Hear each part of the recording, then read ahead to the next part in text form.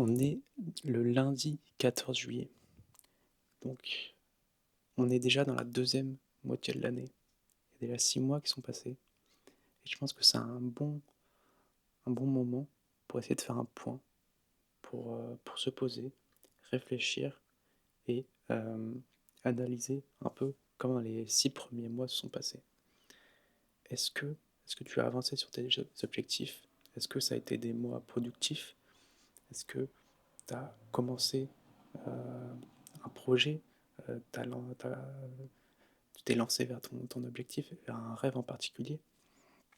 Et et si c'est pas le cas, je pense que c'est le bon moment pour commencer. Il reste bientôt, 5 mois là, et je pense que c'est le bon moment pour vraiment se donner un coup de pied au cul, pour analyser un peu, heu, ce que ce que tu fais, ce que tu fais pas, tes forces, tes faiblesses, et essayer vraiment de te lancer, de commencer ce projet, de commencer cette idée, ce business, hem, ce je sais pas, ce hobby que tu as envie de faire depuis longtemps, mais que tu ne fais pas. Parce que souvent, en fait, on a l'impression qu'on a le temps. On a l'impression que, bah, avant de commencer, on peut se permettre de tout regarder, de réfléchir, de se renseigner sur vraiment tous les micro détails.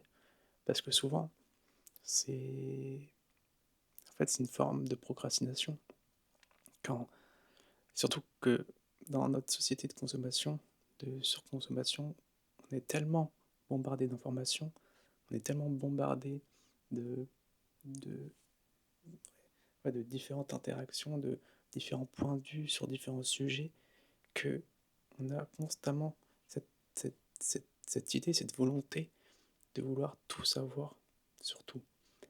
Sauf que cette volonté, cette recherche de la connaissance, et bah, c'est une poursuite qui est vaine parce qu'en fait, ça va nous immobiliser.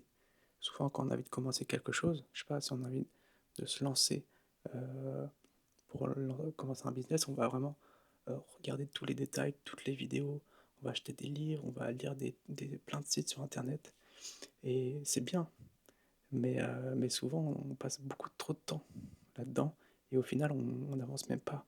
On fait même pas le premier pas, et c'est pour ça que le premier pas, c'est le plus dur. Parce que c'est celui qui demande du courage, de la volonté. C'est celui qui demande de sortir de sa zone de confort, et c'est le plus dur, mais c'est aussi le plus efficace. C'est celui qui va te permettre de commencer, qui va te permettre de voir à quoi ça ressemble, de faire des erreurs, d'échouer lamentablement, mais c'est en échouant que tu apprends, et il y a pas d'échec, en fait, dans la vie. C'est vraiment tu que de l'apprentissage.